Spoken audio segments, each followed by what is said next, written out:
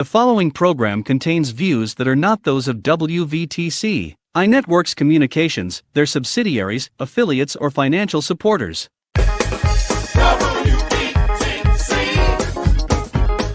reaching the world with positivity. Music to get you through your day. Winning victory through Christ is the only way. Hello there, fam. Welcome to You Plant, We Water. I'm your girl, Dr. Toy Flowers, licensed professional counselor with a specialization in couples and family counseling and professor of counseling. And as you know, here in this corner of the world, we focus on combining faith, mental health, and how to have happy, thriving relationships. And as always, my distinguished co-host extraordinaire. Hi, I'm Trisha. I'm a lifestyle coach and a minister, and we are so happy to see you guys. That we are. So today we are going to be talking about blended families, right? Or step families. As a counselor, we tend to say blended, but we've got a request here from a viewer with a question, and then we've got some other things and resources and all the stuff we usually do. As you know, each time we're going to talk and share some tips, advice, our little 2 cents, covering the petty, the professional, and the prophetic. So let's see what we have here. Hey, I'm having some issues with being a stepmom. My husband and I got married a couple years ago, and I'm trying to figure out how to connect with his kids from his previous marriage. They're good kids, but it's tough because their mom is still super involved in their lives. Sometimes it feels like she's trying to make it hard for me to be a part of their lives. My husband just tells me to chill and let things happen naturally, but it's hard for me to sit back and wait. I just want to build a relationship with the kids, but I don't know how to do that without causing drama. I'm worried that if I'm too pushy or controlling, the kids will resent me. I just want some advice on how to navigate all this. How can I talk to my husband about my feelings without him getting defensive? And how can I build a good relationship with his kids without feeling like I'm stuck in the middle? All right. Any thoughts, sis? Yeah. So the first thing that I would suggest is you and your husband coming together and you really addressing your concerns, because you're getting a little kickback from him, like, oh, just got to let it play out. You need to be more assured in what you'd like to do. And then maybe even explain your role to your husband. So I'm not trying to replace their mom, but I want to be a good friend, or whatever your role is going to be. Talk to him first, because I think it's probably not clear on what it is that you're trying to do, because you guys haven't had the in-depth conversation. Yeah, that's a great point. I'm going to just piggyback on what you said, and because I love that. Go to your husband, and I would just let him know why this is so important to you, right? Like, your kids really matter to me, right? And I want to be a positive influence in their life, and I feel like I'm not sure how to do that. So really letting him know your motivation to help break down that defensiveness that you're getting. And hopefully that will help. But he really has to be involved, else you always will be in the middle, as you said in your request. I wouldn't suggest speaking to the children's mom. Right? Me either. Your husband is who you marry, Right. and that's your connection. And so once you explain it to him, and then you make sure that you're really clear on what your role is going to be, because it could go to a different place and you're the second mom for real. So that's why you need to make sure you're explaining what it is that you want to be specifically. Right. And to that point, explaining what it is you want to be, but being flexible enough to fall back to what it is you will be. Because the role you envision for yourself might be very different than the role that is needed in the family. Right. So you might be, not saying you personally, but you might be like, I'm going to be the mom, right? They spend more time here with me than they do with their mom. So I'm the mom, which may not be what they need. They might just need another person in their village. So I love that. And that can create conflict if you think you're coming in as the mom. That's something that takes time. That doesn't mean that you may not become the mom, Right. but you have to do that gradually. You can't just come in and start making demands because remember, they had a life before you. Yes, yes. And to that point, 2 years is kind of new to be married. Even if there weren't kids involved, we would still be like you're in the forming stages of figuring everything out and how your relationship works. And so the same is true for the kids that are involved. But I just want to encourage you. I love that you're thinking about this, that you're wanting to be so involved. You already have a great start, like because your heart is in the right place. So they're very lucky to have you. Love that. Yes. So, along those lines, we're going to share some more things about blended families. And I have one of my favorite books. You guys can see I got dog ears and all this stuff. This was written by one of my mentors who really got me into becoming a professor because she shared all of her knowledge with me and allowed me to co-teach with her, which got my foot in the door to be hired professionally as at a university. And for those who are interested in teaching, sometimes you got to start small. I had to co-teach for free, $3.99. I did not get paid. But when I tell you that very next semester, I was the only person who was a first-year student and being paid as a professor at the same time. Okay, so anyway, this is a book written by Dr. Catherine Ford Sorey. Dr. Sorey, if you ever see this, I love you so much. But anyway, this book is excellent for those of you who are clinicians. It's about working with kids and families. We're not going to go over that part, but what I do want to share is they put something in the book called the 10 Commandments for Step Families. And so I figured we'll go over each of the commandments and just kind of share our thoughts and our opinions. We're going to share some just from our own personal experience. We have been stepchildren at some point, and as adults, blending families and all of those good things. So we have some good perspectives, we think. All right. We're not sure. But You can tell us. Okay. So 10 commandments for step families. Commandment number 1, thou shalt keep thy priorities in order. For a new family to prosper, it needs a firm foundation. This foundation is built on a solid relationship between the new spouses. Each spouse must support, respect, and cherish the other, thus building a strong relationship. Then together they can focus on the needs of the children. What do you think about that one? I absolutely believe this wholeheartedly. Just like in the comment, I'm like, you have to go to your husband. That sets the foundation. So I absolutely believe that. Agreed. No dispute from me, right? The core of any family, whether it's blended or not, is the parents' relationship with each other. So that couple relationship is what, as they said, sets the foundation. And you don't want to build your house on sand. You want it to be solid. So focus, keep each other as a priority. Commandment number 2, thou shalt set aside time each week to nourish your couple relationship. Okay, they got a theme here. Remember, this special time together is sacred. Let nothing or no one interfere. Discuss your individual and conjoint hopes and dreams, worries and fears, triumphs and disappointments. Highlight your strengths and address your concerns. And above all, find time to play and laugh and love together. Yes, you must work together and making sure that that foundation, again, is safe and making sure that you guys have alone time with each other. Because when you do have a blended family, there is another dynamic at hand. And it could be with the children, it could be with the spouse, it could be with the other parents that's in there, all of these things that come in play. But if you guys have a strong core, then it makes it a lot easier because you two are together. But they can be very touch and go. Well said.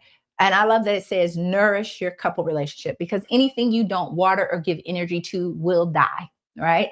And so to me, that's what this one is all about, how to pour into your actual couple relationship, which goes back to the first one, because without the couple relationship, there is no blended family.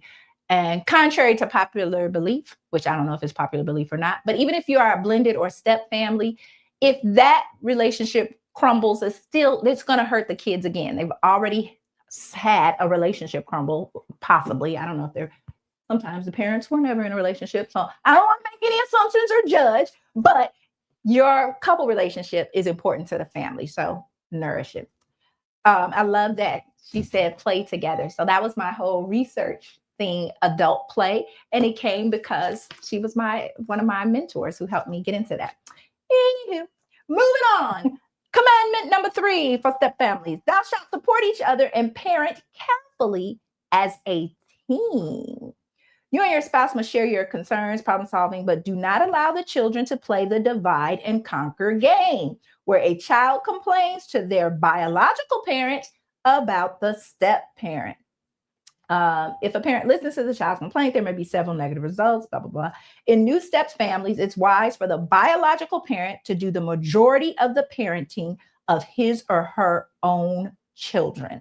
The new partner should be encouraged to nurture a relationship with the child before beginning to assume a more active role in discipline. I absolutely agree with this. I have a blended family. So the first couple of years, it was solely me until I could see, are we aligned, or is there like, what is your form of punishment and things like that? And so even when things started going together, we would talk. It would never be something that we would just do on the spur of the moment. It was, okay. And I have to say, there was one time when I was going to get my daughter. She was learning how to ride a bike, and we were on Lakefront in Chicago. And she took off riding, and her stepdad was like, don't get her. She's a kid. She's just having so much fun. And I'm like, oh no, she's going to get it because this is dangerous. But it was the point, and he felt safe enough to tell me I was wrong. And I was, because I was more so scared than, I'm like, oh my God, you could have got out there. But so yes, when you're talking to your mate, it should be coming from the custodial real parent. I hate to say that. Biological. Because, that's who they're used to. And then you can make resentment come if it's the other way, because they are not going to be as mad with the biological parent, the step parent, because the kids think you're making my mom do this or whatever, or my father. And that's not necessarily true. You're probably going to get that punishment anyway. Absolutely, right? I 100% agree with this, because you need time to build a relationship with your new children, right? So you got a chance to build that relationship with whoever, whether it's the mother, the father, right? You had the dating, the courting, all of the. Now it's your time to just relax, enjoy. Discipline is not fun, first of all. So enjoy the vacation, because the work will start soon. So enjoy playing a supportive role. They said here, assuming a role almost like a babysitter or a coach, right? I love that. And primarily because it's protected for the children, because there's such a thing as abuse, and it is easy to overstep. Biological parents overstep, but it's easy to do that when you don't have that relationship there with the child. And when counseling parents, biological parents, I have to remind them sometimes that loving and disciplining your child is much like baking, shows you I don't cook, baking a cake, right?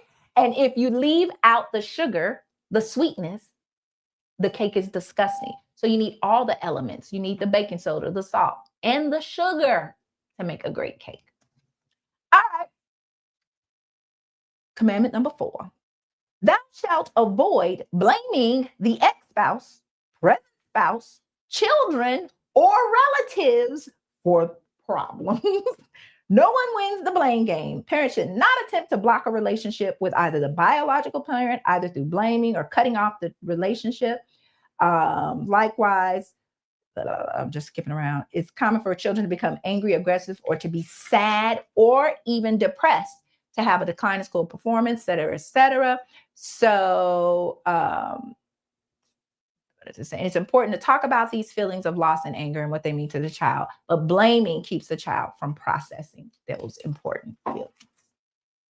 And I agree with that. I think that it's absolutely vital never to try to create other people to take the blame for anything. Yes. Including if you and your child's mother or father have broken up, they're not the bad person. Remember, that was the best blessing that you ever received. Even when you're not feeling like that's the best blessing you ever received, you want to remember that, because that child has that other person's DNA. And so you don't want to make that person be a bad person, or the grandparents or anything like that. And you also want to, if you're the step parent, you want to establish with that other person that is not biologically yours that you respect their parent as well. It goes a long way. Yes, well said. I love that. And I just want to reiterate. So these commandments are for the family, right? So not even just the step parent, it's for the biological parent too. And I love that it says, don't blame the ex-spouse, your present spouse, or relatives for problems. Because, sometimes you'll hear about whether biological parent maybe is soft on the kids and they want to blame them. So, your stepdad is the one that's making me do it. Don't do that. Like, it's horrible. Be an adult. Show your children that, one, you are united in your decisions and that you are their grounding as that biological parent. You are their rock, right? You can't be moving back and forth and wavering. And to your point about the DNA, we do know that in the science of counseling and psychology, that hearing negative things about your biological parent from another parent does decrease the self-esteem of children. It's like taking a hit each time you do that. So to the best of your ability, avoid it. Find another person that you can gripe to outside of your kids. Okay. Number 5, thou shalt honor all parents, biological, adoptive, step parents, grandparents. Allow them all to love or like all family members, right? Allow your children to love everybody. Yes, I think that that's a critical part, because when you're starting your blended family, sometimes you didn't have the support. So when you get all of these other new loved ones to come in and step in, it is wonderful. Now, I'm not saying there are times when it's not so wonderful or it can be toxic, but if you're able to get people that genuinely love your child, it makes things a lot easier. Absolutely. And so this one, like saying, if they genuinely love your child, great. But don't get jealous, basically, is what they're saying from the petty part. Don't get jealous. If your ex-husband remarry and your kids love their stepmama, that's good. That's good. That's like you're saying, that's another person on their team that loves them. So let them like and love everybody, their new step grandparent, all of it, right? They can never be too much love. All right. 6, thou shalt encourage children to enjoy time with the other parent. What are your thoughts? It's hard. But if you think of it as a little vacation, it gets a little bit easier. So if you're able to have some time and then maybe put some planning into what you're going to do with your time, it makes it a lot easier. So you don't have to always just sit around and fixate on that the kids are with the other parents. It's like a time for you. So try to reframe your thought process and realize this is also for you, because you'll be a better parent getting that time apart. Yes, you a little vacation. So that's a good thing. Absolutely, right? The more time they spend enjoying anything, the better, right? We want our kids to be happy. So that if you are feeling some kind of way, we have to check our own feelings as an individual and make sure we're putting the needs of our kids first. And then I just wanted to go back to the one about allowing kids to love everyone. That sounds easier said than done. I remember when I was a stepchild, I did feel guilty. Like I did feel guilty for, if the time I spent with my stepmom, it wasn't good. She was more like Cinderella. Mm-hmm. However, having said that, if it weren't, I still kind of felt like, am I betraying my mom, right? So kids think like that. And that's why it's important for us as the parents to encourage them to enjoy time with the other parent. All right. Number 7, thou shalt allow relationships to develop in their own time. Absolutely. You can never push the getting to know or anything like that, because it feels forced. And kids are very observant, and they know when someone is pushing their way in, or you're, as my nephew said, being a sneaky person. They can feel that when it's not genuine. And if you do it in its right timing, the child and you can start having a better, authentic relationship. Absolutely, right? Any relationship even plants, we talk about plants, it has to go at its own pace. It doesn't matter, if I put some flowers in my garden tomorrow, some seeds, I can't expect them because I want to have flowers by this weekend. It just doesn't work that way. I got to pour into it, nurture it, and when the flowers are ready, they were blown. So the same is true with relationships with young people. And if you chill, right, take a chill pill, it'll probably happen sooner than you thought, than if you were like, in the comments here, it says spouses often fantasize about creating the perfect family a la the Brady Bunch. We were talking about the Brady Bunch. So it's not, it's very it's not likely to be like that. You're going to be bumps and bruises, just like your couple relationship isn't like, I can't think of a show that's about a great couple, but you know what I mean. They ain't like the Huxtables. There you go. I was going to say the Odd Couple, and they weren't married, so that's close enough. Let's see how we go. Okay. Number 8, thou shalt not covet the affection children feel for natural parents. Ooh, should I say more? Yeah, because I'm not understanding that one. I don't have anything for you guys. That says, as a new step parent, do not try to replace the natural parent. Oh, okay. Talk with the children about all of their losses, pet, school friends, and their feelings. Don't expect or demand love. Initially, just aim for friendship and respect. Love needs freedom to grow. Okay. Now that I have more understanding, I agree with that. I think we are saying the same thing. Yeah. It can't be forced. Right. Because I want you guys to be mom, dad, and son or whatever. It has to happen authentically, because if it doesn't, that's where resentment comes. And you want your child, like Lloyd Kohler said, listening to your children about the other family. You want to make sure that you're listening. You have to listen, because this is a very hard time for children. Yes. They don't know how to express, even if, like you said, if you're happy or you're sad, am I going to make mom hurt? I'm going to make dad disappointed, and they're not trying to. Yes, well said. And as I read a little more, it's going back again and giving your children permission to love both parents. So letting them, so an example of letting your child, not coveting the affection they have for their natural parent. A good example of that is when you're in the household and their natural parent does nothing. They're absent. And so it could be really, because you're like, I'm doing everything. I'm the one that pay the bills. I'm the one that take them to school. I'm the one that's done this, that, or the other. And maybe their natural parent comes along 6 years later. You have to let that relationship still grow, because it's what's best for the child. And trust me, they know which side their bread is buttered on. They see you. I agree with that. And you don't need any help. Something our mom always told us, with time, as the child develops, they can see. So you don't need any help encouraging them to think that their parent is a bad person. It just take the high road and it'll work out. All right. Number 9, thou shalt cast out unproductive anger.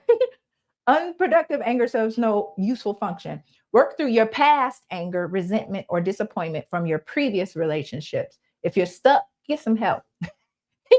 For a new step family, when tensions grow and conflicts arise, the family often splits into former groups: parent and biological children against parent and biological children. And this leads to increased distance. Couples may despair when reality doesn't match their fantasies, but forming a step family takes lots of love, patience, and understanding. There are enough current feelings to manage without bringing old ones that you can do nothing about. I think that was explained perfectly. Don't do it. Like, just don't do that. Well said, right? So get your skeletons out of your closet or keep them in there, but don't bring that old stuff. Just like when you get a new car, you don't bring all the old junk from your old car and put it in your new car, do you? You might, but don't. Number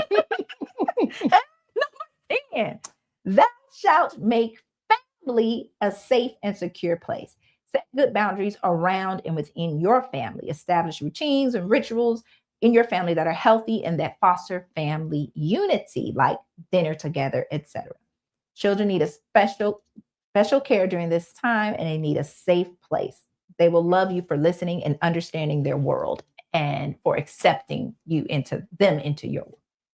I agree with that 100%. So even with my own daughter, there can be tension sometimes where she feels like I'm not giving her enough time. And I had to ask my sister, what do I do about that? So I just talked to her and asked her what could we do that would make her feel like she had time. And her thing, which was a lot, was making sure that I come home and play with her, even though I'm tired from working. But that's what we do. We have some playtime. We might get our nails done. But I spend that quality time focusing on her so that when we're blended, there's no tension or animosity with the other person. So she has her special time with just me, and then together, which she also loves getting her nails and feet done with us as well. So she's getting it all the way around. Absolutely, right? The home should be a safe haven for everybody. And, you know, in some ways it goes without saying. I'm sure most of us as parents, we want to create a house, a home. We want to turn our house into a home where everybody can let their hair down, where you could be vulnerable, where you can share your fears, insecurities, you can get hugs, kisses, all the things. So definitely keep that as a priority or a commandment, even in a blended family. I love that. Yes. So that's what we have for you about blended families. Like I said, this is a great resource. The number one piece of advice that I have to share with couples that I'm working with is that part about their role and not coming in as, you know, parent disciplinarian, but falling back and coming in as a support, like a coach or a cheerleader, right? Coaches can get on your case, but they're not the same way as parents might be, you know, like it's more kind of like motivating, that kind of thing. Because that's where most of the tensions come in between the couple and the family. So hopefully that, if you find that helpful as it relates to our first piece, and you can see why we didn't go over this beforehand, but now it makes sense why we said go to the husband, because that's the foundation for a lot of this. Having said that, any final thoughts before we do a few shout outs? The thought that I would say is this is workable. It can feel like it's not when you're in the process of doing it, but you absolutely can. And the number one thing that I would suggest that you do is have a talk with everybody. So even in my blended family, I got to speak to the ex and I got to speak to the daughter. And I asked, what do you want me to be called? Now, here's a caveat to that. I am a grandmother that's never had grandchildren and has a small child, but that's fine because that's the title. So when we go to function, they're like, wow, she looks amazing. I'm like, I know, because I really shouldn't be here in this position. But I'm going to accept that because I'm dating somebody that's older. So when you do that, that comes the responsibility of what are you going to be called? And I asked his daughter specifically, what? You have to be open to ask the questions and not just jumping in there doing too much, which is kind of the sum of the non-technical side. Be careful. Absolutely. I would agree. And definitely blended families can be amazing. And I'm sure many of you out there watching have a bonus parent who has loved you. And in some ways, you may feel closer to that bonus parent than your biological parents, because it can be beautiful. So do the thing, do all the things. We want to thank our executive producer, Bishop Lloyd Kohler, senior pastor of Mission Covenant Church. You want to say anything about the rentals? Yes, I do. If you guys have anything wholesome and fun, we have an event space, Mission Covenant Church event spaces in Rainford, in Blue Island. We have, well, I'm sorry, guys. We have a Facebook page, Mission Covenant Event Spaces.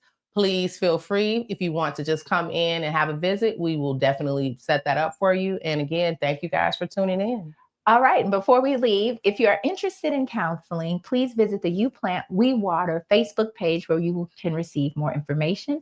There will be information there about the Faith Over Fear Challenge. I had some life happenings that slowed me down a little bit, but we'll have that there for you as well. And then in general, just visit the Facebook page. Thank you so much. And as always, You Plant, We Water.